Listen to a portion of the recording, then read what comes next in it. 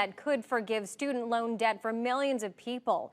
Today, President Biden unveiled the details of new policies that target specific groups. This is Biden's second attempt to implement broad student loan forgiveness after the Supreme Court struck down his first plan last summer.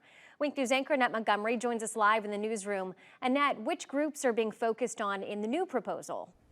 Well, Amanda and Russ, the Biden administration is focusing heavily on minority borrowers, blacks, Latinos, and also those who went to community college. The administration says with this plan, they hope to address the disproportionate debt burden on borrowers of color and other vulnerable borrowers. Now, last summer, the Supreme Court struck down President Biden's first student loan forgiveness plan. But this plan is a bit different. His first plan looked at canceling up to $20,000 in student loan debt for people earning $125,000 or less. Now, this new plan targets a specific group of people, which Kevin Wagner, professor of political science at Florida Atlantic University, says he thinks the administration hopes will address the previous concerns by the Supreme Court.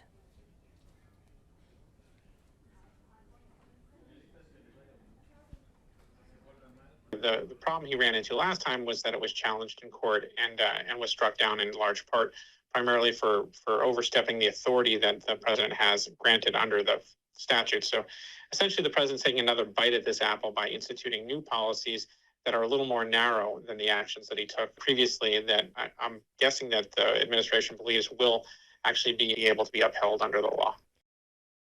And I want you to take a look at the groups that he's focusing on. Now, he's focusing on people who owe more money than they did at the start of repayment, people who are otherwise eligible for student loan forgiveness but have not applied. He's also focusing on people who entered repayment years ago and people who enrolled in low financial value programs. Now, I told you about the group he's focusing on, which are people who are experiencing hardship paying back their loan. Now, the White House fact sheet says Black and Latino borrowers have higher default rates than white borrowers. Now, they say that undermines their ability to build generational wealth, start businesses, and buy homes. Now, keep in mind, this plan has not been finalized yet, and it is expected to receive pushback. But the administration says if it is finalized, this, along with their past actions, will provide relief to more than 30 million people. Live in the newsroom, Annette Montgomery, Wink News.